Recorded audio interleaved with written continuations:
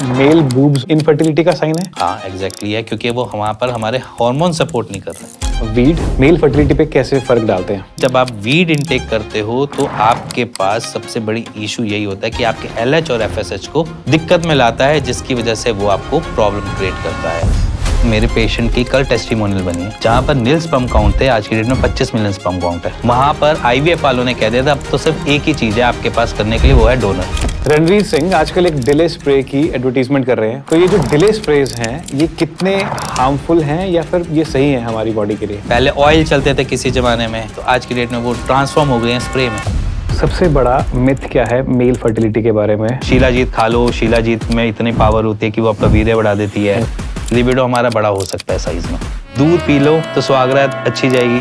एक patient alcoholic थे, वो उन्होंने प्लान किया कि मेरे को सेकंड चाइल्ड करना है, तो उस ट्रीटमेंट के दौरान उनकी रिपोर्ट्स बेटर होने लगी, उन्होंने कंसीव भी कर लिया। 3 महीने बाद उनका फिर दोबारा कॉल आया कि मेरे को ये बताओ कि जो बच्चा हुआ है वो मेरा या किसी और का। टेस्ट करवा लो। DNA टेस्ट हमारे लॉ में मेंशन ही नहीं है। बहुत सारे मेन हैं वो सोचते हैं कि जो इनफर्टिलिटी है वो सिर्फ विमेन में ही होती है। जितनी हिस्सेदारी फीमेल की है उतनी हिस्सेदारी मेल की भी है। अगर मेल की स्पर्म में कुछ भी डिफेक्ट निकलता है तो वहां पर दिक्कत आ सकती है मिसकैरेजेस की भी।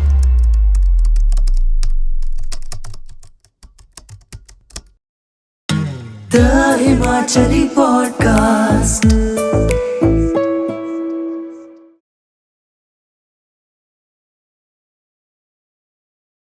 Doctor Himanshu Dhawan, welcome to the Himachali podcast. Thank you for calling me. आज का हमारा टॉपिक मेल इनफर्टिलिटी। तो स्टार्ट करते हैं पहले क्वेश्चन के साथ। बहुत सारे मेन हैं वो सोचते हैं कि जो इनफर्टिलिटी है वो सिर्फ विमेन में ही होती है। कितना सही और कितना गलत है ये? रॉन्ग है।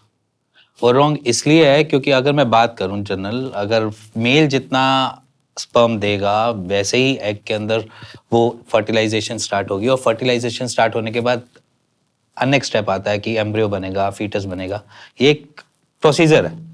अब इस बीच में जितनी हिस्सेदारी फीमेल की है उतनी हिस्सेदारी मेल की भी है। अगर मेल की स्पर्म में कुछ भी डिफेक्ट निकलता है तो वहां पर दिक्कत आ सकती है मिसकैरेजेस की भी। दूसरा, कंसीव नहीं होने की भी प्रॉब्लम आ सकती है, जहाँ पर DNA फ्रेगमेंटेशन ऐसी वाली प्रॉब्लम स्टार्ट हो जाती है। या फिर स्पर्म काउंट इतना लो है कि वो पहुंच ही नहीं पाता एग तक, फैलोपियन ट्यूब तक ही नहीं पहुंच पाता, वो पहले ही थक के हार जाता है। तो ये भी दिक्कत आ सकती है। मतलब ये इतनी सारी प्रॉब्लम्स मेल होल्ड करता है रादर देन फीमेल। अच्छा। तो फीमेल के साथ तो PCOS मिलेगी, सिस्ट मिलेगी, अलग अलग इश्यूज अलग मिल सकते हैं, या साइकिल्स उनके आगे पीछे हो सकती है, ये सारे इश्यूज उनके साथ मिल सकते हैं। बट जो मेजर है वहां पर 50% की दिक्कत मेल अपने साथ फर्टिलिटी की रखता है। 50% जो है एक बड़ा नंबर है, छोटा नंबर तो है नहीं। तो इस बारे में ज्यादा बात क्यों नहीं होती है? सो इस बारे में इसलिए बात नहीं होती क्योंकि हमारा जितना भी समाज है या जितना भी हमारा सोशल एटमॉस्फेयर है वहाँ पर मेल डोमिनेंसी ज़्यादा। अगर मेल डोमिनेंसी है तो वहाँ पर फिर ज़्यादा हक भी वही रखता है, और जब वो हक रखता है तो दबाव भी डाल सकता है। तो इस वजह से वो फीमेल पे ज़्यादा डालता है। अगर मैं वैसे भी रिपोर्ट्स गायनेक की बात करूँ या रिपोर्ट्स की बात करूँ तो most of the patient female को पहले पुश करता है कि आप गायनेक को मिलो, खुद की रिपोर्ट नहीं चेक करवाएगा।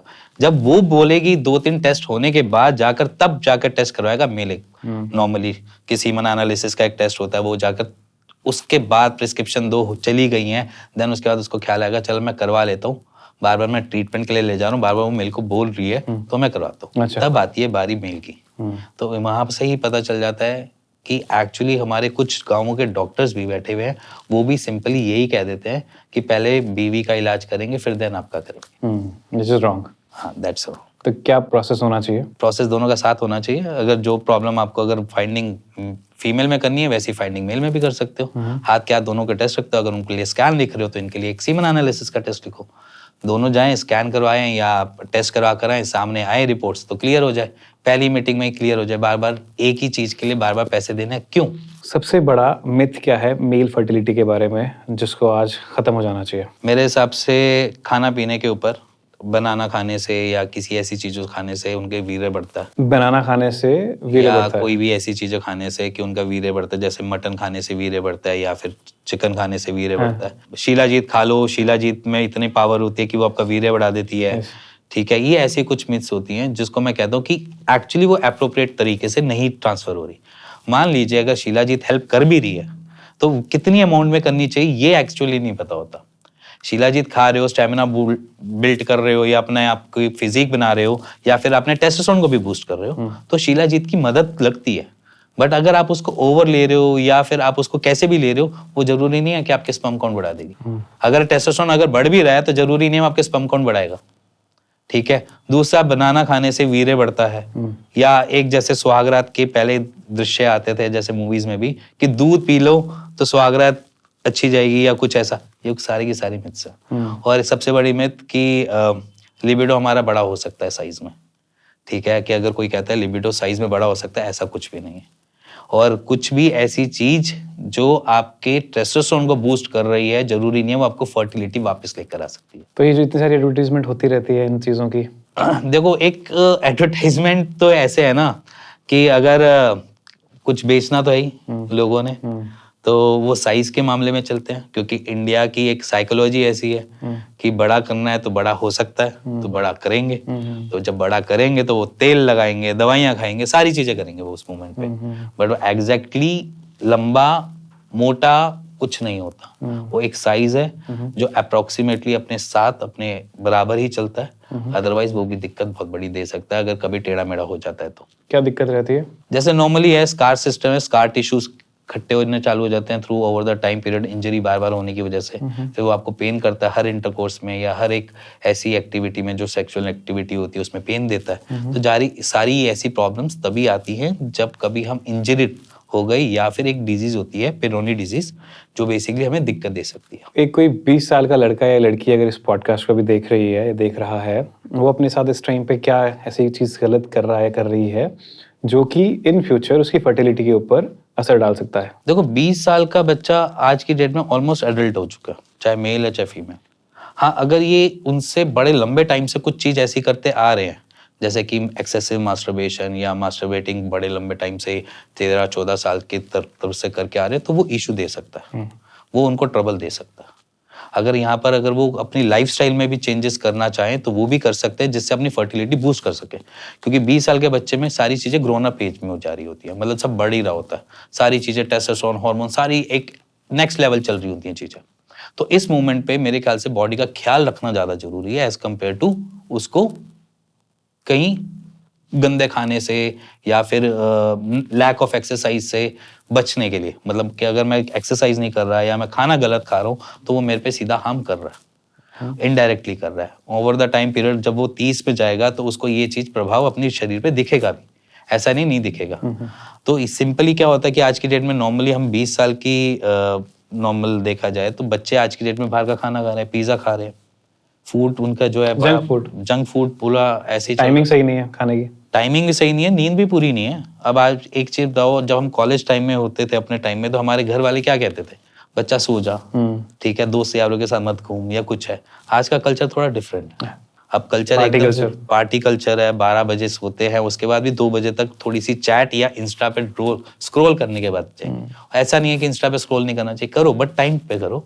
रादर देन अगर आप रात के 2 बजे सिर्फ इसी में लगा दो कि अब पूरे दिन में मैंने क्या किया, मैंने फोटो अपलोड कर लूँ, ठीक है, जिसकी वजह से मेरे को 2 बज जाए सोते सोते, तो ये सारी चीजें मैटर करती है। अगर लाइफ में अगर हमारे पास नींद प्रॉपर नहीं है, नींद बिल्कुल नहीं है, तो हमारा स्ट्रेस बढ़ेगा, ऑक्सीडेटिव स्ट्रेस और बढ़ेगा, जिसकी वजह से हमारे स्पर्म काउंट लो होते हैं और वहां पर भी मेंसेस आने में भी प्रॉब्लम्स आती है, डिस्टर्बेंस चलती है मेंस्ट्रुएशन साइकिल्स। अच्छा, सबसे क्रेजीएस्ट केस आपने आज तक कौन सा डील किया है जिसमें पर्सन को लगा हो कि वो तो इनफर्टाइल है, आपने उसका ट्रीटमेंट किया और उसके बाद फिर उसकी लाइफ चेंज हो गई हो, ये कह सकता हूँ? एग्जैक्टली अगर मैं बात करूँ तो एक पेशेंट थे हमारे, उनके साथ हम जैसे नॉर्मल कपल्स आते हैं, तो जब वो कपल आया था तो बेसिकली बातचीत करते करते क्लियर हुआ कि अब तक उनके पहले स्पर्म काउंट आते रहे, बीच में कॉज बाय लाइफस्टाइल उनका थोड़ा सा ड्रॉप डाउन आया और अल्कोहलिक थे वो काफ़ी। तो अल्कोहल पीने के बाद वो जैसे तैसे रिकवर हुए थोड़े बहुत, तब उन्होंने प्लान किया कि मेरे को सेकंड चाइल्ड करना है। अब जब सेकंड चाइल्ड करना है तो उन्होंने ट्रीटमेंट स्टार्ट किया हमसे, तो हमने अल्कोहल वगैरह थोड़ा सा स्किप करवाया, जितना पहले करते थे। कहते थे पहले मैं रोज पीता था, मैं कभी कभार हफ्ते में एक बार ही ले लेता हूँ। तो हमने वो भी चीज़ें छुड़वाई। तो उस दौरान उनका जो बेसिकली जो ट्रीटमेंट चल रहा था, तो उस ट्रीटमेंट के दौरान उनकी रिपोर्ट्स बेटर होने लगी। अब जब वो बेटर होने लगी और बाय चांस की बात है उन्होंने कंसीव भी कर लिया। अब कंसीव करने के बाद वो इतने खुश हो गए कि उन्होंने अल्कोहल फिर से स्टार्ट कर दी पीनी। अब इतनी पी ली, उसके बाद 2 महीने बाद या 3 महीने बाद उनका फिर दोबारा कॉल आया कि मेरे तो नील हो गए। तो मैंने कहा तो अब आपने क्या करना है, अल्कोहल छोड़नी है या नहीं छोड़नी? कह रहा है मेरे को ये सारी चीजें नहीं पूछनी, मेरे को ये बताओ कि जो बच्चा हुआ है वो मेरा या किसी और का है। अच्छा, इतना डाउट था? इतना डाउट था। तो एग्जैक्टली ये चीज जो है वो मेरे ख्याल से सबसे जिसे मैं बोलूँ कि एक दिक्कत वाली बात है। तो जहाँ पर पेशेंट रिकवर हो रहा है, एक तरीके से कंसीव भी कर लिया है, वो ये कह रहा है कि बताओ मेरे को कि बच्चा मेरा है या किसी और का। टेस्ट करवा लो। डीएनए टेस्ट हमारे लॉ में मेंशन ही नहीं है। अगर किसी को कंफर्मेशन लेना है तो तब भी नहीं ले सकते ऐसा? नहीं, एक्चुअली देखा जाए तो वहां पर है वो कंसीव्ड है। अब ये तो इनकी आपस की बात है ना। मैंने कहा चलो थोड़ा बड़ा हो जाने दो, फेस वेस नक्श वक्श आ जाएंगे तो आपको क्लियर हो जाएगा, आप पे गया है, भाभी पे गया। ये सो शॉकिंग यार। तो ये सारी चीजें थोड़ी होती है हमारे रूटीन में। अब एक और चीज भी है जो अभी आपको मैं थोड़ी देर पहले एक इंसिडेंट के बारे में बता रहा था, जहाँ पर पेशेंट जो है वो जानता ही नहीं है कि सेक्स कैसे करना है। और जहाँ तक मैं कहता हूँ कि हमारा सिस्टम ही इस मामले में थोड़ा सा गड़बड़ है, जहाँ पर सेक्स एजुकेशन के बारे में कोई बात ही नहीं करना चाहता। इसी बारे में हम बात कर लेते हैं फिर। सेक्स एजुकेशन जो है किस एज से बच्चों को जो है इस बारे में बात तो करनी मेरे चाहिए? हिसाब से आज की डेट में टीन एज एंटर होने से जस्ट थोड़ा सा पहले। क्या मीडियम होना चाहिए? मीडियम सर बेसिकली क्या हम हर चीज के बारे में बात करते हैं। हमारे पेरेंट्स भी अगर बात करते हैं तो वो इस जगह को या अपने ग्रोइंग एरिया को कुछ ढंग से नहीं क्लियर करते। या ठीक है, राइट। हम अपने परसेप्शन पे चलते हैं किसी मोमेंट तक, मतलब जब तक हम अपना 6 या 7 स्टैंडर्ड तक होंगे परसेप्शन पे चलेंगे। कॉन्डम्स की एड्स आती हैं बट हम उसके ऊपर भी काम नहीं करते। हम बस पूछते हैं ये है क्या चीज। विस्पर के बारे में पता जानने की कोशिश करते हैं कि विस्पर है क्या चीज, बट उसके बारे में हमें क्लियर आंसर कोई नहीं देता। पहला पॉइंट तो ये कि हमारी फैमिली हमें थोड़ा थोड़ा एजुकेट करना चालू करे। एजुकेट कैसे करना है, वो एक शॉर्टकट तरीका होता है कि आपने उनको वही बताना है जो एग्जैक्टली वो चीज है, किस काम आती है वो चीज भी बताना है। आप बताओ फिर। आप जैसे मान के चलो पीरियड्स के पैड्स मार्केट में अवेलेबल हैं, उसमें आप ये कह सकते हो कि जैसे मान के चलो कि ये मम्मा के यूज की है, ये दीदी के यूज की है। ओके। ये एक मोमेंट पे जब हम एडल्टहुड में आते हैं तो इसकी जरूरत पड़ती है, बस इतना। देन उसके बाद वो धीरे धीरे धीरे करके आप उसको एक्सप्लोर करो जब तक वो एक एज पे नहीं आ जाता। जैसे नॉर्मल फीमेल है, फीमेल को नहीं पता होता कि एग्जैक्टली पीरियड्स आने पे करना क्या है। बच्चा रोता है स्कूल में, हमने भी देखा है हमारी क्लास में लड़कियां रोई हैं इस बारे को लेकर कि वो खराब हो गई है कुछ है, और वहां पर कुछ ऐसे शैतान बच्चे भी होते हैं हर क्लास में जो उस चीज का मजाक उड़ाते हैं, और वो चीज गलत है। तो वो चीज को समझाने के लिए एक तो हमारे पेरेंट्स और दूसरे हमारे टीचर्स को भी ये जरूरी बताने की जरूरत होती है हर क्लासेस में कि अब तुम्हारा ये टाइम आने वाला है, तो प्लीज आप थोड़े सिक्योर रहो, और कुछ भी करना है आप हमसे एक बारी बात जरूर करो इस बार। अब उस बीच में वो बचते हैं, घबराते हैं, डरते हैं। अब रही बात कॉन्डम्स की, मैंने बात करी, कॉन्डम्स को तभी बताया जाए जब आप उसको पेनिस बताए जाओ, जब पीनस के बारे में बताओ। पीनस के बारे में उसको बताओ कि भैया ये कोई लुल्ली नहीं है, कोई नुन्नू नहीं है, कुछ नहीं है, ये पीनस है।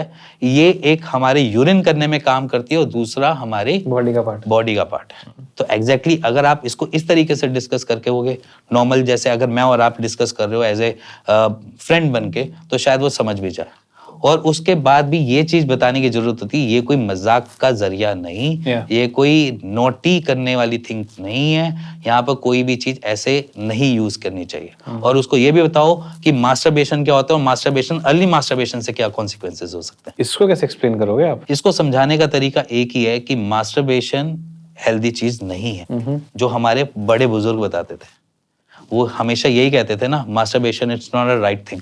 सिलेबस पे फोकस करते थे। हाँ, सो बेसिकली क्या होता था कि आपने उस मोमेंट पे यही बोलना कि masturbation it's not a right thing, ठीक है, और उसको बताना इसके कॉन्सिक्वेंसेस कि ये आपको इनफर्टाइल कर सकता है अगर आप अर्ली करते हो, ये आपको प्रॉब्लम दे सकता है, आपके स्पर्म काउंट लो की कैटेगरी में डाल सकता है, और ये सारी चीज़ों को आप उसमें डिस्कस करो। और ये चीज़ में भी शायद हर पेरेंट को बतानी चाहिए अपने बच्चे को। और हाँ, जेन्युइन सी बात है, वहाँ से क्वेश्चंस आएंगे आपके पास घूम के, ये क्यों होता है, किस लिए यूज होता है, कैसे होगा, तो आपने सिर्फ उतना ही लिमिट में ही गोल गोल घुमाना। अब जब उसका स्टैंडर्ड बढ़ जाए या उसके क्लास बढ़ जाए तो उसके बाद उसको थोड़ा थोड़ा ओपन करके बताओ। लोग जो हैं इनफर्टिलिटी के लिए बहुत सारी तरह तरह की दवाइयाँ खाते हैं, फिर भी उतना असर नहीं हो रहा। आईवीएफ की बहुत ज़्यादा ज़रूरत पड़ रही है। आईवीएफ का जो मार्केट है वो बहुत ज़्यादा इंक्रीज हुआ है over the period of time, right? ऐसा क्यों? हमारे पास बहुत सारी पैथीज है, हमारे पास होम्योपैथ है, यूनानी है, सिद्ध है, आयुर्वेद है, उसके बाद एक एलोपैथी भी है। सबकी अपनी अपनी एक इम्पोर्टेंस है, राइट। ठीक है। अब हम ये कहते हैं कि कोई भी पैथी परफेक्ट नहीं है, अब मैं इसी में एक चीज आपको बता दूं, मेरे पेशेंट की कल टेस्टिमोनियल बनी है, ठीक है, जहां पर नील स्पर्म काउंट थे, आज की डेट में 25 मिलियन स्पर्म काउंट है। अब बताओ, वहां पर आईवीएफ वालों ने कह दिया था अब तो सिर्फ एक ही चीज है आपके पास करने के लिए, वो है डोनर। नील स्पर्म काउंट से 25 million 25 million sperm count. Time लगा, 5 महीने लगे, बट एक्चुअली वो सॉर्टेड हुआ। अब वहां पर हमने ऑब्स्ट्रक्शन को समझा कि एक्चुअली इसमें भी कैटेगरीज होती है एजोस्पर्मिया में भी, जैसे कि नॉन ऑब्स्ट्रक्टिव, ऑब्स्ट्रक्टिव एजोस्पर्मिया, या जिसे हम एजोस्पर्मिया बोलते हैं, उसको पहले एक समझा देता हूँ शॉर्ट फॉर्म में, नील स्पर्म काउंट, जहां पर स्पर्म काउंट ही नहीं है। ऑब्स्ट्रक्टिव, नॉन ऑब्स्ट्रक्टिव है। अब ऑब्स्ट्रक्शन में क्या होती है, किसी ना किसी वजह से ट्यूबुलर एक्टीशिया का केस है, या सिस्ट हो गया, या फिर स्पर्मेटिक कॉर्ड में कुछ आ गया, तो वहां पर वो रोक दिया उसने रास्ता स्पर्म को निकलने से। अब उस जगह को हमने सॉर्टेड कर दिया विद इन 5 मंथ्स में, क्योंकि ना कोई सर्जरी की जरूरत पड़ी, ना कोई चीज की रिक्वायरमेंट पड़ी। अब जहां पर वो ये सारी चीजें हैं अवेलेबल, फिर भी आईवीएफ इसलिए रिकमेंड कर देते हैं क्योंकि उनके पास और कोई ऑप्शन नहीं है ना। उनको एनी हाउ सर्जरी करनी पड़ेगी ऐसे केस में, या फिर उनको ऑब्वियस सी बात है कि डोनर से करवाओ या फिर टेसा की हेल्प लो। तो उनके पास मोड है सर्जरी का, आयुर्वेद और होम्योपैथ के पास एज सच मोड नहीं है। तो इसीलिए हमारे पास ज्यादा जो इफेक्टिव पावरफुल जो है मेडिसिन बन जाती है। इसी वजह से अगर हम देखो R&D बार बार किस पे कर रहे हैं, दवाइयों पे कर रहे हैं। दवाइयाँ कौन सी कैसे काम करेगी, कौन सी हब किस पे ज्यादा काम करेगी, हमारी R&D उस पे चल रही है। उनकी R&D चल रही है कि भैया इसको इस तरीके से हम कर सकते हैं। तो वो अलग अलग पैथी की अलग अलग इंपॉर्टेंस भी है, एडवांटेजेस भी है। अगर मान के चलो, अगर मेरा पेशेंट कोई क्योर हो जाता है, जैसे अभी ये बीच में एक पेशेंट आए थे जिनके 0 से 6 मिलियन स्पर्म काउंट हुए थे, 0 से 6 मिलियन स्पर्म और काउंट। बड़े लंबे टाइम तक वो 6 पे ही स्टैटिक रहे। बीच में कभी 5 आ जाता था, कभी 4 मिलियन आ जाता था, फिर 6 पे आ जाता था। तो वहां पर क्या होता था, वहां पर इशू ये हो गया कि वहां पर मुझसे मेडिकेशन करने के बाद भी वो 6 मिलियन से अब नहीं जा रहा था। अब 6 मिलियन से अब नहीं जा रहा, तो मैं क्या कहूंगा उसको? एक अच्छे डॉक्टर की गाइडेंस में अगर मैं बात करूंगा तो मैं कहूंगा कि भाई तू अभी इसको फ्रीज करवा ले, क्योंकि इसकी पैटर्न कभी भी डाउन कभी भी अप जा रही है, तो पता नहीं है कि कितना टाइम सस्टेन कर पाएगी। तो इसको फ्रीज करवा ले या आईवीएफ के प्रोसेस में चला जा, क्योंकि मेरे को तो बेसिकली एक ही चीज चाहिए ना कि कंसीव नहीं कर पा रहे हो, कंसीव कर ले।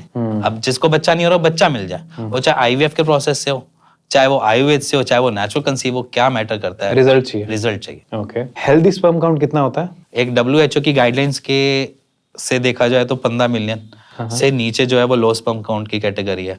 और जो हम इंडियन मेडिकल उसमें देखते हैं वो कहते हैं कि 50 मिलियन तो होना ही चाहिए। 50 मिलियन से अबव ही हो, 50 मिलियन से अगर नीचे होता है तो उसको नेगेटिव ही बोल दिया जाता है। स्पर्म काउंट्स को कैसे बढ़ा सकता है कोई भी पर्सन? एग्जैक्टली बात करूं तो स्पर्म काउंट को बढ़ाने का ना सबसे पहला जो, अगर मैं बात करूं नॉर्मली, आप अपने गट को सही कर लो। Gut health. ओके। जहां पर आपका गट हेल्थ सही हो जाता है ना, वहां पर चीजें आपकी सब सही होने चालू हो जाती है। गट हेल्थ अगर हमारा सही है तो स्पर्म काउंट अपने आप बढ़ जाएंगे ऐसा? हाँ। कितना क्या, वो तो डिपेंड करता है कि आपकी बॉडी कितना कंज्यूम और कितना न्यूट्रिशन गैदर कर सकती है। अब देखो लॉजिकली सी बात देखो, हमारे पास अगर देखा जाए तो हम जो इनटेक करते हैं वैसे ही प्रोड्यूस करते हैं। अगर मैं बहुत ज़्यादा एक्सरसाइज कर रहा हूँ और मसल बना रहा हूँ और मैं बार बार अपने प्रोटीन को यूज़ कर रहा हूँ रादर देन मेरे स्पर्म में ना जाते हुए वो मेरी मसल पे लग रहे हैं, तो भी मेरे स्पर्म काउंट लो होंगे। ठीक है। और अगर मैं यहाँ पर एक नॉर्मल मॉडरेट एक्सरसाइज करता हूँ, ना ज़्यादा बहुत ज़्यादा एक्सरसाइज में जा घुसता हूँ, और इसी के साथ साथ मैं मॉडरेट एक्सरसाइज कर अपना टेस्टोस्टेरोन बूस्ट कर रहा हूँ, जिसकी वजह से मेरा टेस्टोस्टेरोन बूस्ट होगा, मेरे स्पर्म काउंट भी बढ़ेंगे। और यहीं पर अगर मैं टेस्टोस्टेरोन इंजेक्टेबल्स की तरह ले रहा हूँ तो भी मेरे स्पर्म काउंट लो करेंगे। और अगर मैं protein as a powder intake कर रहा हूँ, वैसे तो ऐसा कुछ होता नहीं है, वे प्रोटीन आज की डेट में मार्केट में अवेलेबल होता है, बट मैंने ऐसे बहुत सारे पेशेंट देखे हैं जो वे प्रोटीन लेने के बाद डायरिया या कॉन्स्टिपेशन के पेशेंट बन जाते हैं। मैंने भी बहुत सारे ये वीडियोस देख रखे, उसमें ये लोगों ने बता रखा है कि वे प्रोटीन बहुत ज्यादा खाया तो उस चक्कर में कॉन्स्टिपेशन की शिकार हो गए। हाँ, ये एक फैक्ट है। तो उससे बचने के लिए सबसे बढ़िया चीज है हमारे पास, जैसे अगर मैं बात करूं जो वेगन है वो सोया वोया पे चल जाए। बहुत सारे लोग मेरे को ये भी कहते हैं सोया नहीं खाना चाहिए, सोया में एस्ट्रोजन होता है, वो आपकी बॉडी में फीमेल हार्मोन को बढ़ा देता है। तो सर कौन कहता है कि उसको ओवर द लिमिट खाओ? लिमिट में खाओ ना। क्या लिमिट होनी चाहिए? लिमिट मेरे हिसाब से आपका जो वो बनती है, अगर एवरेजली 80 ग्राम्स के आसपास आपकी प्रोटीन की रिक्वायरमेंट हो, ठीक है, तो ऑन एन एवरेज वो सोया आपको दे देती है, 1 कटोरी भी दे देती है वो। ठीक है, अगर मैं बोलूँ कि आप जा रहे हो चांपे खा रहे हो आज की डेट में, तो वो चीज़ तो गलत ही है ना। और वो चांपे में पता भी नहीं है आपको कि वो सोया है या नहीं, बन कैसी रही है। बन कैसे रही है। आपने भी ना कुछ जिक्र किया टेस्टोस्टेरोन को बूस्ट कर रहे हो या इंजेक्टेबल्स, ये थोड़ा सा एक्सप्लेन करोगे? चलो मैं आपको थोड़ा सा और एक्सप्लेन कर देता हूँ। अब बहुत सारे जिम गोइंग पीपल होते हैं, वो कहते हैं कि स्टेमिना बढ़ाना है। स्टेमिना बढ़ाने के लिए वो इंजेक्टेबल्स यूज करते हैं टेस्टोस्टेरोन के, और जब वो इंजेक्टेबल्स यूज करते हैं तो धीरे धीरे उनकी बॉडी खुद से लैक करना चालू कर देती है टेस्टोस्टेरोन को बनाने में। ओके। अब जैसे मान के चलो आपकी बॉडी एक ऐसी मैकेनिज्म पे काम करती है जहां पर उसको कुछ भी बाहर से मिल रहा है ना, वो उसको लेट इट भी करना चालू कर देती है, मतलब छोड़ना चालू कर देती है। छोड़ना, लाइक रिजेक्ट करना? रिजेक्ट नहीं, लेट इट भी, मतलब जब मेरे अच्छा, को अंदर हाँ, रहे, जब मेरी बॉडी की रिक्वायरमेंट मेरे को बाहर से हो रही है तो मेरे को जरूरी नहीं है मेरे को बनाने की जरूरत पड़े, क्योंकि कहता है क्यों एनर्जी वेस्ट करूं मैं उसमें जो मेरे को बाहर से मिल रही है। तो धीरे धीरे धीरे करके ओवर द टाइम पीरियड वो उस चीज के काम को रोकना चालू कर दिया, और जब वो रोकना चालू करेगी तो वो दिक्कत देगी। तो वहां पर टेस्टोस्टेरोन हमारा लैक होना चालू हो जाता है, TSH FSH लेवल बढ़ने चालू हो जाते हैं, और फिर उसके बाद वो इश्यूज क्रिएट हो जाते हैं। तो ये एक नॉर्मल सी दिक्कत after gym taking testosterone injectables के बाद आती है। ओके। और अगर मैं मॉडरेट एक्सरसाइज करता हूँ, नॉर्मल मेरे को कुछ ऐसा इंजेक्टेबल्स नहीं ले रहा, नॉर्मल अपना जाता हूँ 1 घंटे का वर्कआउट या 45 मिनट का वर्कआउट करता हूँ, चाहे उसमें स्ट्रेंथ ट्रेनिंग करूँ, चाहे मैं साइकिल चलाऊँ, चाहे मैं वॉक करूँ, चाहे मैं रनिंग करूँ, ओके। तो इससे भी मेरा टेस्टोस्टेरोन बूस्ट होता है, क्योंकि थोड़ी एक्सरसाइज की रिक्वायरमेंट हर शरीर को है। और जितनी भी आप एक्सरसाइज करते हो, मॉडरेट एक्सरसाइज करते हो, चाहे स्ट्रेंथ भी करते हो, तो भी आपका टेस्टोस्टेरोन बूस्ट होता है। अगर आप पुशअप्स लगा रहे हो, वो भी आपका टेस्टोस्टेरोन बूस्ट करेगी। एक नॉर्मल जेस्चर है, बॉडी का ही जेस्चर है कि आप एक्सरसाइज करो तो टेस्टोस्टेरोन बूस्ट करेगी। आपके पास जो मेन अपनी इनफर्टिलिटी की ट्रीटमेंट कराने के लिए आते हैं, उनको सबसे इम्पोर्टेंट चीज़ आप क्या बताते हो? देखो, सबसे मोस्ट इम्पोर्टेंट अभी मैंने आपको बात बताई, जब आपने मुझसे पूछा कि सबसे आप क्या देना पसंद करोगे अगर लो स्पर्म काउंट है तो मैं एक ही चीज़ बोलता हूँ, गट हेल्थ पे। अगर मैं वैसे भी शुरुआत करूँ हमारे ट्रीटमेंट की, आयुर्वेद की या किसी की भी, तो एक ही चीज़ कहता है कि अगर आपका पेट सही है ना, तो आपकी सारी इंद्रियां सही से काम कर देंगी, अदरवाइज सब के सब फेल हो जाएंगी। अगर मैं जो इनटेक कर रहा हूँ वो मैं अगर न्यूट्रिशन अपनी बॉडी में लगा पा रहा हूँ, तभी मेरी सारी चीजें फिट एंड फाइन चलेंगी, अदरवाइज वो स्टूल से बाहर हो जाती है। राइट। अब IBS के पेशेंट हैं, चाहे कोलाइटिस के पेशेंट हैं, या हाइपर कॉन्स्टिपेशन के पेशेंट हैं, या फिर बार बार डायरिया लगने वाली भी दिक्कत हो जाती है किसी किसी को, कि उन्होंने बाहर की चटनी खाई, डायरिया लग गया, नॉर्मल सी चीज है। तो बस ये सारी इश्यूज से अगर आप बचते रहते हो और ऐसे इश्यूज अपने शरीर पे नहीं लगाते हो, तो आप फिट एंड फाइन हो। आपको ये सोचने की जरूरत नहीं कि आप इनफर्टाइल हो। तो स्पर्म काउंट बढ़ाने के लिए गट हेल्थ को कैसे इंप्रूव करें, कुछ टिप्स तो? देखो, गट हेल्थ के लिए सिंपली ये है, अगर मैं वैसे बात करूं, जैसे बेल का शरबत होता है ना, या बेल का पाउडर होता है, उसको इंटेक करना स्टार्ट करो, आंतड़ियों को सही रखेगा। सर्दियों में भी, क्योंकि वो ठंडा बहुत होता है। गर्मियां आ रही हैं अब तो, इन जनरल में हाँ, जैसे अब जब ये आ गया क्या कहते हैं विंटर्स में, विंटर्स में भी आप उसको थोड़ा सा तो इंटेक कर ही सकते हो, ऐसा थोड़ा ना कि आप नहीं कर सकते। तो थोड़ा सा पाउडर इंटेक कर लिया, ये बेसिकली पेट को शांत करने के लिए। ठीक है। दूसरा हो गया आपका एक त्रिफला में सनाए के बिना वाला। त्रिफला में सना ना हो मतलब एक हर्ब होती है जो बेसिकली लूज मोशन कर देती है। अब क्या होता है, मोस्ट ऑफ द मार्केट में सनाए के साथ मिलता है त्रिफला, पेट खोलने के लिए। तो यहाँ पर सिर्फ 3 ही चीजें होती है, हरा, बेड़ा और आंवला। यही 3 फलों का होता है। उसमें आज की डेट में त्रिफला के साथ सनाए मिला देते हैं, और बहुत सारे पेशेंट यही कहते हैं कि जब तक मैं उसका पाउडर ले रहा था उस कंपनी का, तब तक मेरा पेट सही काम करता है, अदरवाइज नहीं करता। तो ये वाली दिक्कतें जो है वो सॉर्टेड रहे, कि सनाए ना हो। जब भी आप जाओ तो देखो उसमें सिर्फ 3 ही चीजें होनी चाहिए, हरा, बेड़ा और आंवला। ठीक है। त्रिफला का यूसेज बहुत अच्छा है इसमें। और अगर इसमें और अदर बात करूं, तो अगर थोड़ा सा अगर आप इसके अलग जाओ, इसके अपार्ट जाओ, तो थोड़ी सी मॉडरेट एक्सरसाइज रिक्वायरमेंट होती है, जिसमें आपका थोड़े बहुत वो हो गया बटरफ्लाई। ठीक है। दूसरा हो गया आपका मंडूकासन। तो ये कुछ एक्सरसाइजेज हैं जो मंडूकासन के कौन सा होता है? जो अच्छा, हाँ, इस आसन को करने के बाद एक आपका वो हो गया लास्ट आसन, मलासन। ये कुछ ऐसे आसन है जो आपको, malasana is that sitting and malasana, हाँ, सिटिंग इन अ पॉटी, क्योंकि आज की डेट में सब इंडियन पे छोड़कर वेस्टर्न पे बैठना चालू कर दिया, तो शायद हमारे वो पोस्चर्स बिगड़ गए हैं बॉडी के, जो हमारे ऑलरेडी सालों से चले आ रहे थे। तो वो जो चीजें हैं उनको अडॉप्ट करना पड़ेगा, जो हमारी बॉडी को नेचुरली ठीक रख सकते हैं। पॉजिटिविटी का कितना रोल होता है? बहुत बहुत बहुत रोल होता है। अगर ये टेस्टिमोनियल की बात करिए ना आपने, उसी में आपको पता चल जाएगा कि पेशेंट ने अभी तक अपने ना पेरेंट को बताया ना अपने वाइफ को बताया।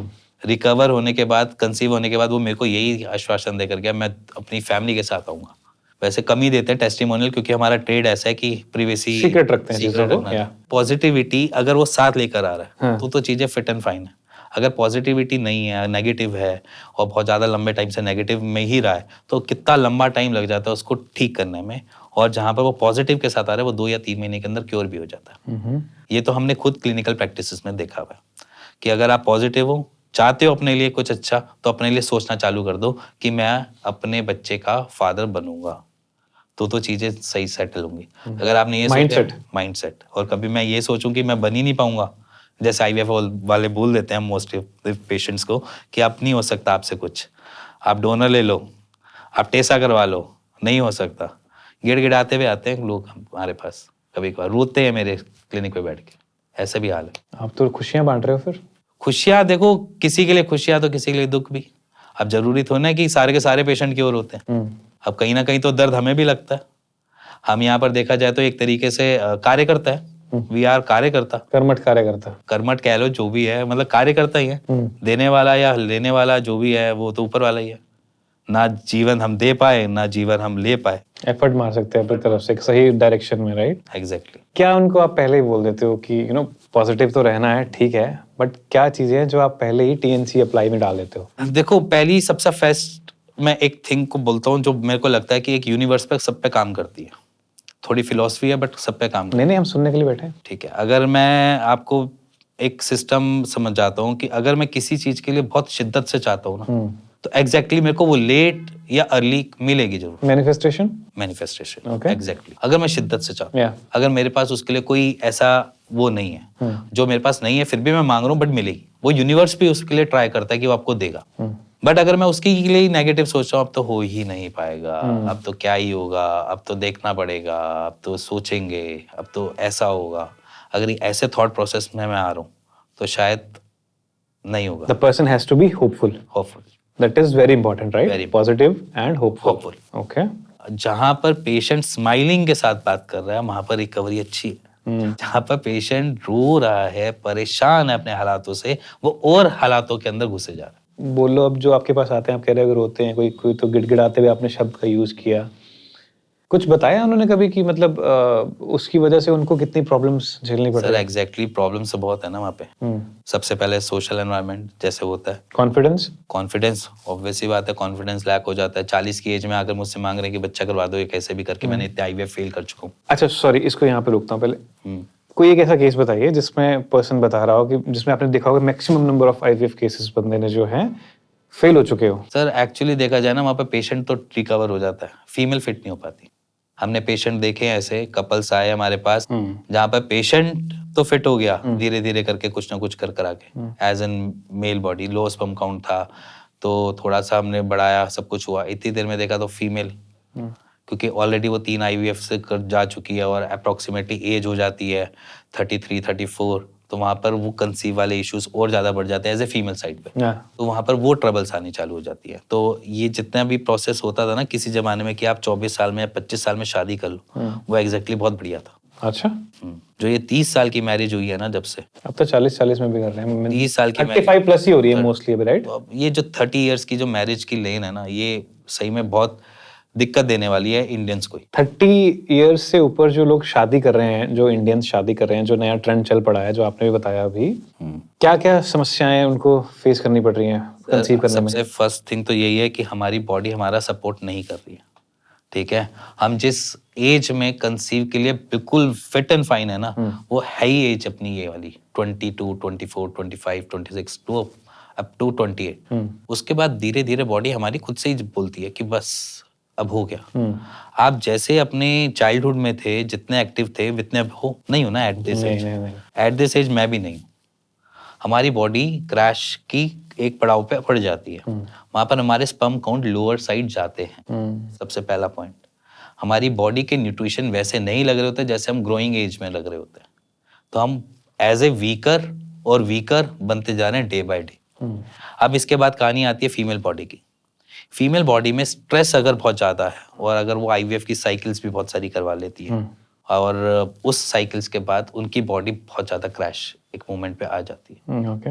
मैं एक तरीके से देखा जाए तो फीमेल बॉडी को और ज़्यादा ट्रबल में डाल देती है। आईवीएफ डेंजरस है क्या? डेंजरस नहीं है, it's not a dangerous, but basically क्या है कि आईवीएफ में हार्मोनल साइकिल्स चलती है एज ए फीमेल बॉडी की, क्योंकि उन्होंने एम्ब्रियो को फीटस में कन्वर्ट करना है। अब जब वो एम्ब्रियो को फीटस में कन्वर्ट करेंगे तो उनको एनी हाउ तो कुछ ना कुछ तो देना पड़ेगा इसकी सस्टेन रहे प्रेगनेंसी। अगर वो सस्टेन नहीं होगी तो मिसकैरेज हो जाएगा, तो इसलिए उनको साइकिल्स चलानी पड़ती हैं। ऑब्वियसली बात है, बॉडी एक तरीके से आईवीएफ में ऐसे तो है नहीं कि वो उन्होंने खुद से नेचुरली कंसीव किया है जिसमें बॉडी खुद से समझे कि मेरे को इसका ध्यान रखना है। वो एक तरीके से बॉडी का पार्ट नहीं समझ रही उस मोमेंट में, तो इसलिए वो उनको साइकिल चलानी पड़ती है कि वो साइकिल चले तो वो सॉर्टेड हो। जब वो ज़्यादा साइकिल चल जाती है तो वो भी उन फीमेल बॉडी के लिए खराब हो जाती है। जैसे मैंने भी टेस्टोस्टेरोन का बताया, अगर मैं आपको एस्ट्रोजन दूंगा तो बॉडी उसके बाद भी एस्ट्रोजन खुद से कम कर देगी। तो पहले बॉडी ऑलरेडी ट्रबल में थी और ज़्यादा ट्रबल में चली गई। तो एक बॉडी का मैकेनिज्म ही ऐसा है कि अगर वो उसको बाहर से मिल रहा है तो वो बनाना कम कर देती है, क्या छोड़ो क्या करना बना के, क्यों मेहनत करनी है इस पर। वापस आते हैं उसी पॉइंट पे, कौन से आपके पास ऐसा कोई पेशेंट आया था जिसने maximum number of IVF treatment लिए हो आपके पास अभी तक? देखो मेरे पास 3 भी आए हैं, 4 भी आए हैं ऐसे पेशेंट, बट वहां पर वही मैंने सिनेरियो समझाया कि जहां पर पेशेंट रिकवर हो गया एज ए मेल इनफर्टिलिटी से, बट वहां पर फीमेल स्ट्रक हो गई। ओके। जैसे मान के चलो हमारे पास आए 10 मिलियन पे आए, सिर्फ एक मोटिलिटी या मॉर्फोलॉजी में थोड़ी सी दिक्कत थी जिसकी वजह से उनको आईवीएफ बार बार रिकमेंड कर रहे थे, क्योंकि वहां पर जो मोटिलिटी थी वो 0 आ रही थी। क्योंकि मोटिलिटी और मॉर्फोलॉजी का एक बैलेंस वे चलता है। मॉर्फोलॉजी होता है स्ट्रक्चर, हमारे स्पर्म का एक स्ट्रक्चर होता है, ठीक है। जो एक स्ट्रक्चर होता है वो बेसिकली स्विम करता है और स्विम करके वो एग के अंदर जाएगा। अच्छा। अब वो एग के अंदर पेनिट्रेट करने के बाद वो आगे फर्टिलाइजेशन स्टार्ट होती है। अब अगर मैं बात करूं तो इसकी ये स्ट्रक्चर में दिक्कत आ गई, वो डबल हेड हो गया या नेक नहीं है या टेल पूरी ढंग से बनी नहीं है, तो इन वाले केसेस में भी मिसकैरेजेस होने का या फिर इनफर्टिलाइजेशन का या इनफर्टिलिटी का कॉज बन जाता है, क्योंकि वो ढंग से पहुंच नहीं पा रहा, कुछ कर नहीं पा रहा। अब इसमें क्या होता है कि बेसिकली एक एलिमेंट्स होते हैं, जैसे कि हमारे हो गया सर, हो गया जैसे स्पर्म का सर है, अब उसके अंदर होता है बेसिकली डीएनए जो बेसिकली ट्रांसफ्यूज करता है, उधर के जाएगा एग के अंदर करेगा तब वो आगे बनेगा। और उसकी बॉडी के एक नेक के पोर्शन पे होता है माइटोकॉन्ड्रिया, एक तरीके से एनर्जी पार्ट जो बेसिकली उसको एनर्जी प्रदान करता है कि वो आगे बढ़े जाए दो। अब इसमें भी कोई इश्यूज आ गए तो भी वो नहीं कर पाएगा, या उसका माइटोकॉन्ड्रिया इतना वीक होगा कि जिसकी वजह से वो तैर ही नहीं पाए, स्विम ही नहीं कर पाएगा। तो एग्जैक्टली तो यहाँ पर हमें बहुत सारी चीजों का ध्यान रखना पड़ता था। तो यहाँ पर क्या हुआ इस स्टेट में, इस मोमेंट पे कि पेशेंट की रिकवरी तो हो गई, मोटिलिटी तो वापस आ गई, बट अब उसकी एज एस्पायर हो गई है कि जहां पर वो एनी हाउ करके फीमेल बॉडी क्रैश हो गई है। अब वहां पर नेचुरल कंसीव होने में ही इशू आ रहा है। ओके। रणवीर सिंह आजकल एक डिले स्प्रे की एडवर्टीजमेंट कर रहे हैं, तो ये जो डिले स्प्रेज हैं ये कितने हार्मफुल हैं या फिर ये सही है हमारी बॉडी के लिए? देखो मैं यहाँ पर इस कैटेगरी में नहीं जाता हार्मफुल है, क्योंकि हम अपने हर चीज को मॉडर्न करते हैं। ओके। पहले ऑयल चलते थे किसी जमाने में, जापानी तेल, ये तेल वो तेल, तो आज की डेट में वो ट्रांसफॉर्म हो गए हैं स्प्रे में। ओके। तो ऐसा नहीं है कि वो प्रोसेस कैसा है कैसा नहीं, मैं तो नहीं जानता क्योंकि मैंने यूज किया नहीं। ओके। हाँ, अगर उनकी कॉम्पोजिशन कुछ आइडिया होता तो पता भी चलता था। पहले की कॉम्पोजिशन होती थी यूनानी में भी, जैसे कि वो यूज किया करते थे उसमें दालचीनी का तेल या लौंग का तेल, अच्छा। जो बेसिकली सेंसेशन को कम कर देता था। ओके। जब भी सेंसेशन हमारी कम होती है ग्रोइन एरिया की, तो हमारा टाइम पीरियड बढ़ जाता है। ये एक फैक्ट है। इसीलिए सेंसेशन के ऊपर अगर आप काम कर लेते हो तो आपका टाइम पीरियड वैसे ही बढ़ जाता है। बट इसकी अगर बहुत ज्यादा यूज कर रहा है इस चीज को भी, तो क्या उसके कुछ हार्म्स नहीं है? एग्जैक्टली है हार्म्स। ऐसे ही एक पेशेंट आया था मेरे पास जिन्होंने दालचीनी लौंग का तेल बहुत ज्यादा यूज किया, रगड यूज किया उन्होंने। एक मोमेंट पे आकर उनकी वो सेंसेशन भी खत्म हो गई, जिसकी वजह से क्या हुआ कि वो सेंसेशन इतनी, जिसे मैं बोलूं कि हमारी सेंसेशन होगी तब हमारे को इजैकुलेशन का मन करेगा, वो सेंसेशन इतनी खत्म हो गई जिसकी वजह से उनको अब इरेक्टाइल होने में इशू आता था। क्या वो उनको फील ही नहीं मिल रही ना वाली जो मिलनी चाहिए थी, तो अब उनको इरेक्टाइल होने में इशू आने लगा। तो वो वाला एक्शन हमारी साइकोलॉजी पे पहुंचा, जिस साइकोलॉजी ये बता रहा था कि ये सेंसेशन हमारी बढ़ाएगा, अब उसी साइकोलॉजी ने उस सेंसेशन को ना होने की वजह से कम कर दिया। तो इसका बहुत ज्यादा यूज बेसिक नहीं करना चाहिए। कभी कर लिया, आप मान के चलो साल में 6 महीने में कभी कर लिया, कभी आपको ऐसा लग रहा है कि आज हो नहीं पा रहा या कुछ है तो कर लिया। स्पर्म काउंट बढ़ाने में कौन कौन से न्यूट्रिशन जो है वो इम्पोर्टेंट होते हैं? देखो ऐसे तो बहुत सारे हैं। अगर मैं एलोपैथी की बात करूं तो हमारे पास एक बहुत बड़ा छट्टा मिलता है। क्या मिलता है? चिट्ठा। अच्छा। जिसमें हम कहते हैं कि नॉर्मल वो प्रोटीन के डेरिवेटिव दे रहे हैं, जिंक दे रहे हैं, सेलेनियम दे रहे हैं, कोक्यू एंजाइम्स दे रहे हैं। तो ये जो बेसिकली प्रिस्क्रिप्शन होती है, जो बेसिक एलोपैथी डॉक्टर की होती है, इसमें देखोगे तो सारे के सारे एक तरीके से सप्लीमेंटेशन है, कोई भी मेडिकेशन नहीं है। अगर मैं इस सप्लीमेंटेशन की भी बात करूं तो ये जितनी भी सप्लीमेंटेशन है हेल्प जरूर करती है। जैसे कोक्यू एंजाइम है, वो बेसिकली आपका एंटीऑक्सीडेंट है, आपका ऑक्सीडेटिव स्ट्रेस को कम करता है, जिसकी वजह से आपको स्पर्म काउंट बढ़ते हुए दिखते हैं।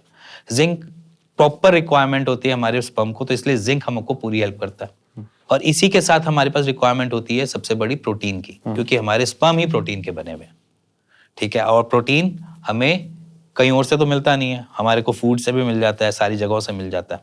तो अगर आपकी डाइट अच्छी है, ये सारी रिक्वायरमेंट जो है आपकी डाइट से पूरी हो जाती है।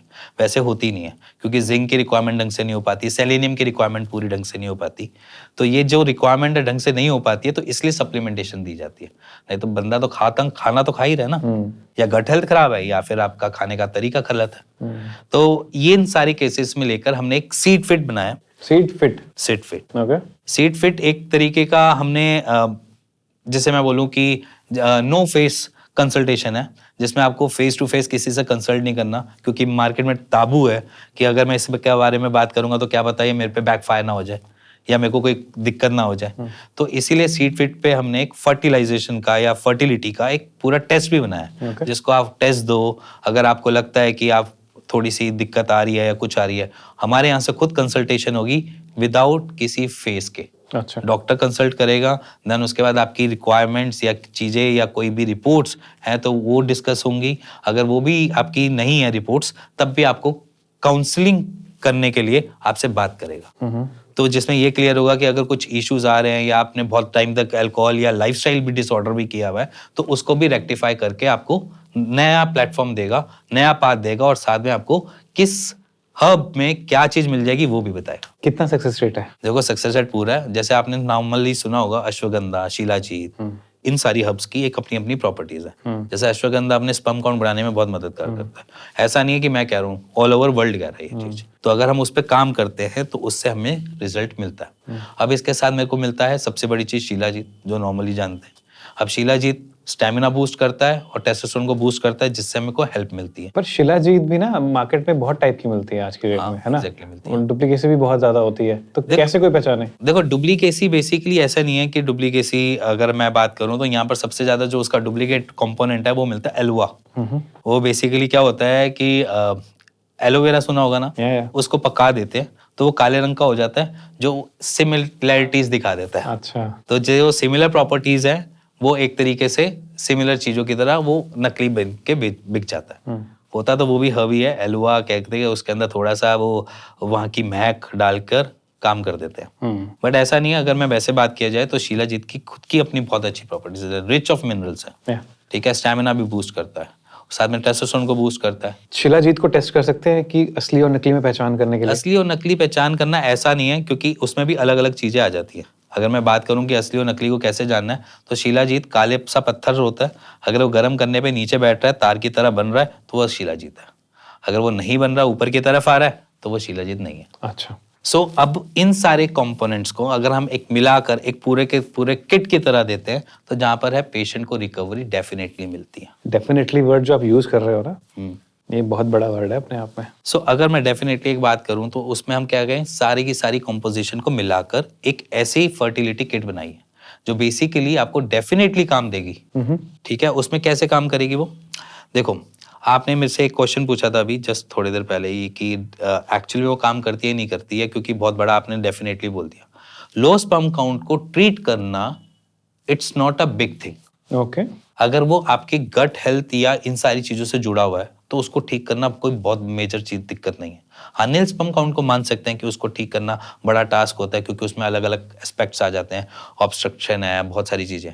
बट अगर आपके स्पर्म काउंट कुछ भी बन रहे हैं ना, उसको बढ़ाना आसान है। अगर मैं यहाँ पर बात करूँ, स्पर्मेटोजेनेसिस अगर काम ही नहीं कर रही है तो दिक्कत है। अगर टेस्टिस ही नहीं है तो फिर तो कोई रास्ता ही नहीं है। तो ये अगर एजोस्पर्मिया के केसेस में ये प्रॉब्लम्स आती हैं, बट यहाँ पर क्या होता है, स्पर्म हमें बन रहे होते हैं बट उनकी तादाद बढ़ानी होती है। तो हमने सिर्फ एक ही काम करना है, enhance spermatogenesis with the help of gut, okay जिसमें हम क्या करते हैं, कुछ मिश्रण आपके डाइजेशन का भी डालेंगे, कुछ मिश्रण हम आपके ये CoQ एंजाइम्स और इन सारी चीज़ों का भी डालेंगे, साथ में शिलाजीत का कॉम्पोजिशन है, अश्वगंधा का कॉम्पोजिशन है, वोक्षूरक का कॉम्पोजिशन है, सबको मिलाकर हम एक पूरी फर्टिलिटी किट बनाते हैं जो बेसिकली काम करती है आपकी फर्टिलिटी पे। तो ये मेल के लिए है या फिर फीमेल्स के लिए भी है? सर दोनों के लिए है, फीमेल मेल दोनों के लिए। ओके फीमेल की कॉम्पोजिशन अलग है थोड़ी सी, क्योंकि वहाँ पर कुछ रिक्वायरमेंट्स सेम सी होती है, कुछ रिक्वायरमेंट्स अलग होती है। कुछ चीज़ें इसमें सेम सी चलती है, जैसे अश्वगंधा फीमेल पे भी काम कर जाती है। तो कुछ कॉम्पोजिशन ऐसी होती है कि जो मिक्स है, कुछ कंपोनेंट्स अलग है, बट ओवरऑल अगर मेल फीमेल अगर कंसीव करना मांग रहे हैं उनके लिए बेस्ट चीज़ है। अच्छा, जिनको कंसीव करने में दिक्कत आती है उनके लिए आयुर्वेदिक तरीके से आपने ये सीड किट जो है वो रेडी करी है to help them conceive, right? Okay. Alcohol, smoking, vapes या फिर वीड मेल फर्टिलिटी पे कैसे फर्क डालते हैं? आज सबसे पहले अल्कोहल की बात कर लेता हूँ। अल्कोहल इनटेक करने के बाद सबसे पहला हमारी दिक्कत क्या आती है, लीवर को काम करना पड़ता है ज़्यादा, जिसकी वजह से फैटी लीवर जैसी प्रॉब्लम्स आती हैं। उसके बाद अल्कोहल थोड़ा सा और नीचे आता है, स्टमक के नीचे और आता है हमारे इंटेस्टाइन को वो ड्राई कर देता है अल्कोहल, जिसकी वजह से हमको अपने खाने के जूस को चूसने के लिए टाइम लगता है, एनर्जी उससे ज्यादा नहीं ले पाते, जिसकी वजह से हमें दिक्कत होती है। और ये जो कहते हैं ना कि हमें डिहाइड्रेशन कैसे होती है अल्कोहल से, वो इसी की वजह से होती है, जिसकी वजह से बाद में हैंगओवर होता है, सर दर्द होता है, क्योंकि आपका जूस तो एक तरीके से ड्राई कर रही है वो इंटेस्टाइन्स की, जिसकी वजह से दिक्कत आती है। तो इसीलिए कहता हूँ कि अगर आप अल्कोहल इंटेक कर रहे हो तो आप अपने गट हेल्थ को बार बार हिट कर रहे हो, खराब कर रहे हो, जिसकी वजह से आपको दिक्कत आएगी। Okay. अब रही बात स्मोकिंग की, वो निकोटिन देता है बॉडी को, यूज टू हो जाता है। उसके बाद सबसे बड़ी दिक्कत आती है लो लिबिडो की।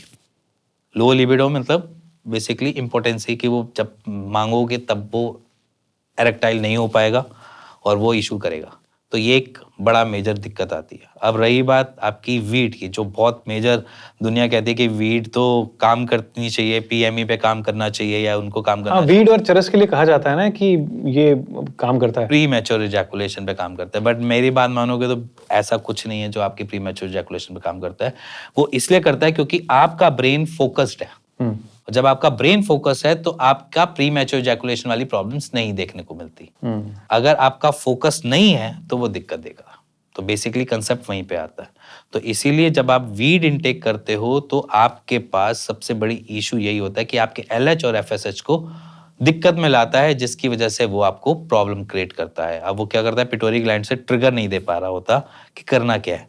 एक LH हमारे हार्मोन्स होते हैं, जैसे फॉलिक स्टिमुलेटिंग हार्मोन्स हो गए, तो वो ढंग से काम नहीं कर पा रहे, जिसकी वजह से हमको अपना रिजल्ट एज ए स्पर्म कम देखने को मिलता है। ओबेसिटी का भी जो है फर्टिलिटी के ऊपर असर पड़ता है? हाँ, डेफिनेटली पड़ता है, क्योंकि उसके पीछे रीजन है कि अगर मैं ओबीज हूँ, मैं मोटा हूँ, ठीक है, मेरी बॉडी सबसे ज्यादा एनर्जी कंज्यूम करेगी एज कम्पेयर टू टेस्टिस। अब टेस्टिस को कहीं ना कहीं से तो एनर्जी चाहिए ना, तो जहां पर है कि उसकी रिक्वायरमेंट पूरी नहीं मिलने की वजह से वो टेस्टिस की क्षमता को कम करना चालू करता है, जिसमें हमारे स्पर्म काउंट लोअर साइड जाते हैं। सारे ओबीस पर्सन के ऊपर ये फर्टिलिटी वाला इम्पैक्ट पड़ता है? जरूरी नहीं है, क्योंकि एक्चुअली क्या होता है कि कुछ पेशेंट्स में हम देखते हैं कि जहां पर ओबीज भी है बट स्पर्म काउंट बिल्कुल सही आ रहे हैं, वहां पर कोई इशू नहीं आ रहा। उसके पीछे रीजन ये है क्योंकि जब से वो पैदा हुए वो तब से उनकी खाने पीने की प्रोसेस जो है ना वो सेम सी चल रही है। ना अभी वो थायराइड में फंसे हैं, ना अभी वो डायबिटीज हुए हैं, ना उनको बीपी का इशू है।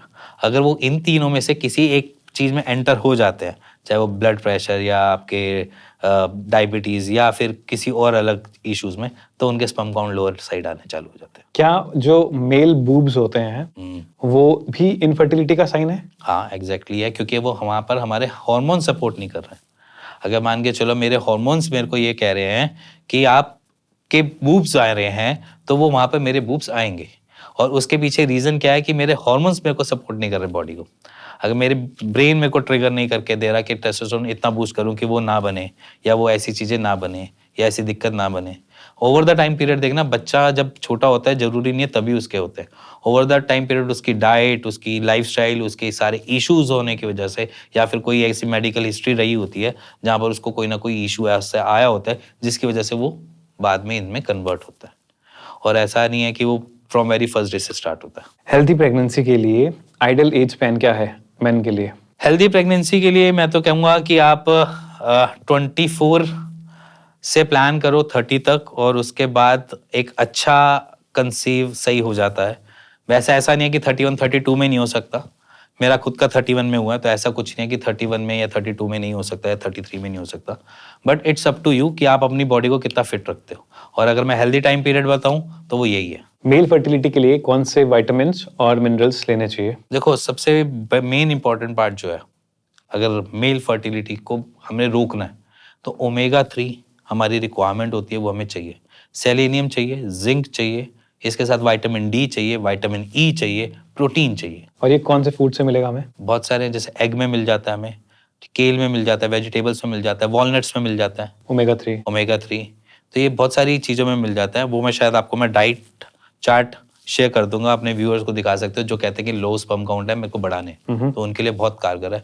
पर्सनलाइज्ड डाइट होती है वैसे तो, अगर हम पेशेंट्स को देते हैं एक हम पर्सनलाइज्ड डाइट प्लान देते हैं, बट अगर कोई कहता है कि जर्नल है तो जर्नल हम आपको शेयर कर देंगे। Doctor Himanshu, towards the end एक बात बताइए, 2025 में अगर कोई अपनी फैमिली प्लान कर रहा है तो कौन से स्टेप्स जो हैं उनको लेने जरूरी हैं? सबसे फर्स्ट थिंग लाइफस्टाइल, दूसरा गट हेल्थ, तीसरा आपके जो आप इनटेक कर रहे हो उसके ऊपर ध्यान दो। ओके। और सबसे पहली चीज, अपनी छोटी छोटी चीजों को भी आप समझना चालू करो कि क्या आपके साथ चल रहा है, क्या से नहीं। अब बहुत सारे पेशेंट्स मेरे पास ऐसे आते थे जिनको पता ही नहीं होता कि कोलाइटिस हो रहा है या आईबीएस हो रहा है। मतलब उनको मोशंस आ रही हैं, बार बार आ रही हैं, बट उनको कहता है जनरल सी चीज है, कोई बात नहीं। म्यूकस तक आ जाता है इवन स्टूल के अंदर या लेटरिन के अंदर, तो भी उसको भी बहुत शॉर्टकट तरीके से देखते हैं। वो कहते हैं कुछ नहीं है, अभी जाऊंगा दवाई ले लूंगा ठीक हो जाऊंगा। बट मैं इन छोटी एलिमेंट्स को पकड़ना चाह रहा हूँ कि अगर आप अपने शरीर के इन छोटे एलिमेंट्स को पकड़ लेते हो, वहीं पे आप अपने आधे डॉक्टर वैसे बन जाते हो। ठीक है, और अगर आप आधे डॉक्टर बन गए तो समझ लेना आपका ट्रीटमेंट आधा तो कवर आप ही कर लोगे, उसके बाद डॉक्टर की हेल्प लगेगी। वो तो आधा अधूरा ट्रीटमेंट देकर या आपको दवाइयां देकर या फिर सीट फिट की फर्टिलिटी किट देकर आपको नॉर्मल कर देगा। अगर आप इस पॉडकास्ट को यहाँ तक देख रहे हो, यहाँ तक पहुँच गए हो, तो आई होप आपकी बहुत सारी क्वेरीज जो हैं वो इसमें सॉल्व हुई होंगी। नहीं हुई होंगी तो आप कमेंट में जाके टाइप कीजिएगा, डॉक्टर हिमांशु दगवन तक हम पहुँचाएंगे।